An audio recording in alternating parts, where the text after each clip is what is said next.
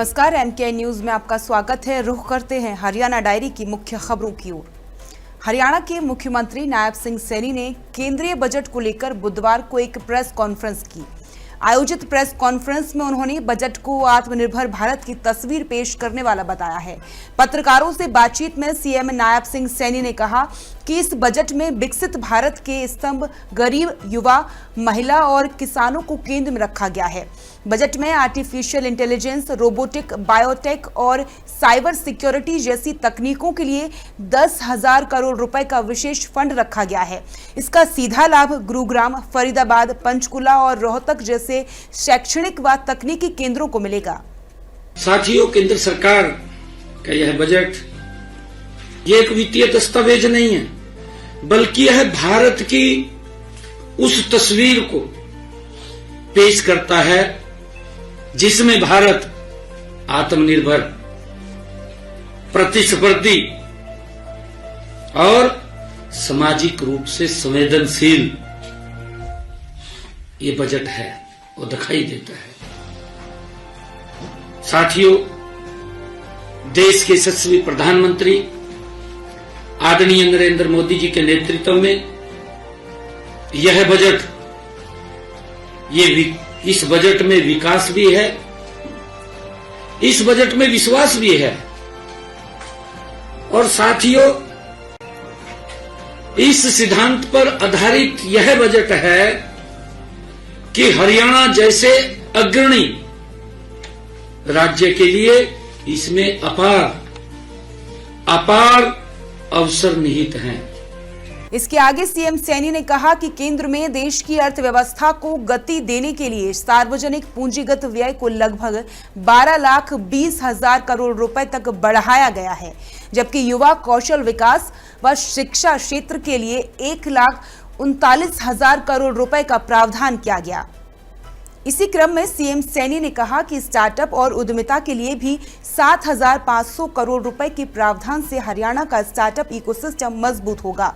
महिला रोजगार, स्वरोजगार और उद्यमिता के लिए लगभग 8,000 करोड़ रुपए का प्रावधान किया गया है। साथियों, आज हरियाणा भारत में स्टार्टअप की संख्या में चौथे बड़े राज्यों में है।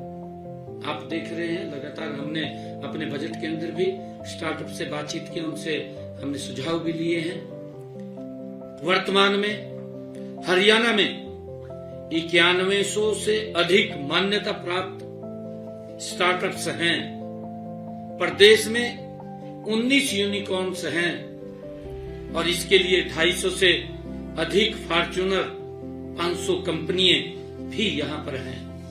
इसी तरह बायोफार्मा के अंतर्गत 10,000 करोड़ रुपए का प्रावधान किया गया है, जिसमें स्वास्थ्य और संरचना के लिए 20,000 करोड़ रुपए व मेडिकल टूरिज्म के लिए 5,000 करोड़ रुपए का समर्थन दिया गया। सेमीकंडक्टर, इलेक्ट्रॉनिक कंपोनेंट और बायोफार्मा को बढ़ावा देने की योजनाओं से गुरुग्राम, फरीदाबाद और सोनीपत जैसे क्षेत्रों में नई निवेश परियोजनाएं आएंगी।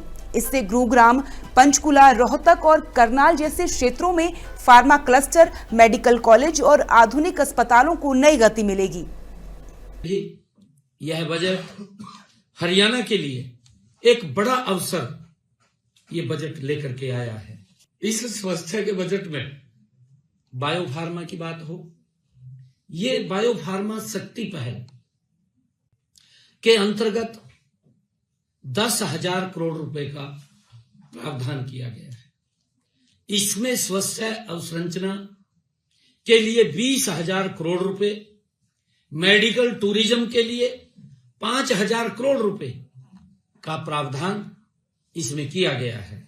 वहीं दूसरी तरफ बागवानी और उच्च मूल्य वाली फसलों को बढ़ावा देने से हमारे दक्षिण हरियाणा और शुष्क क्षेत्र में किसानों के लिए नई संभावनाएं खुलेंगी।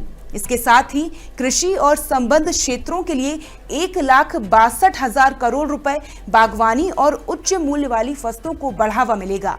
प्रधानमंत्री किसान सम्मान निधि में 63,500 करोड़ रुपए का ये निरंतर सहायता जारी रहेगी, इसका प्रावधान किया है।